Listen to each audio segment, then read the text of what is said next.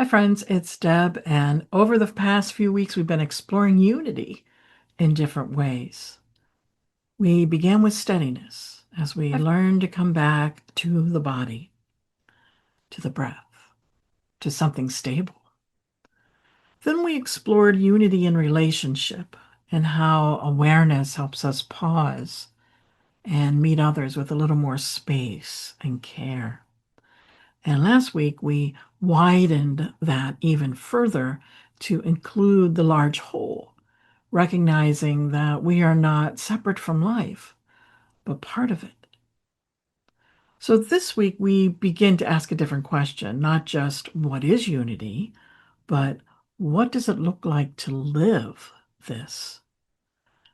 Because it's one thing to understand connection during meditation, and another to remember it is the middle of daily life and conversations and stress and moments where we feel rushed or overwhelmed. And oftentimes, unity isn't something we lose completely.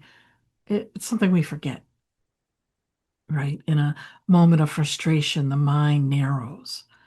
In a moment of stress, the body tightens. In a difficult interaction, we may feel separate again, and that's not a mistake. That's the nervous system doing what it's designed to protect, to respond, to manage. And so practice doesn't mean we stay in a state of connection all the time. It means we begin to notice when we've moved away and gently return back to the breath, back to the body, back to awareness. And sometimes back to remembering this person, just like me, is navigating their own experience. Or could be this moment is a part of a larger flow, not something, not something happening only to me. So when we talk about living unity, it doesn't have to be big or dramatic. It often shows up in very small ways.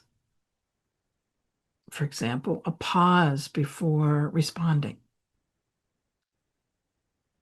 a breath in the middle of a busy moment,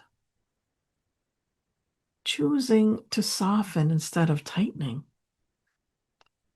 recognizing that someone else is having a hard day.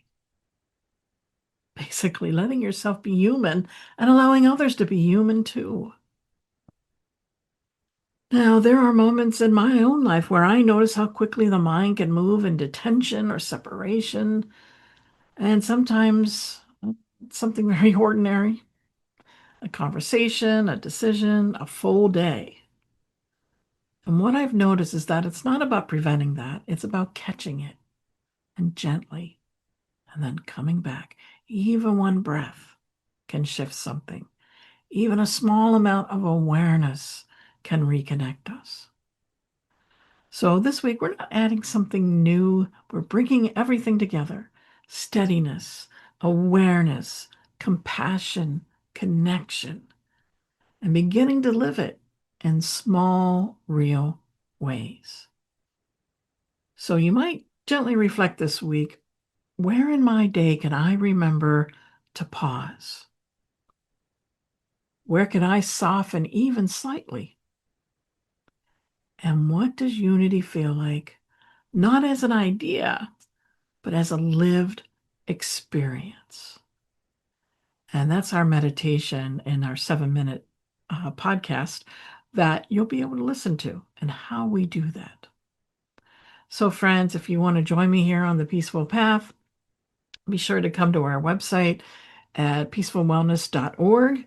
Join our free school community at peacefulwellnessgroup.com. Glad to have you there as we share and talk and learn together what mindfulness and other practices can help us with. So thank you for joining with me. And as always, I wish you much peace.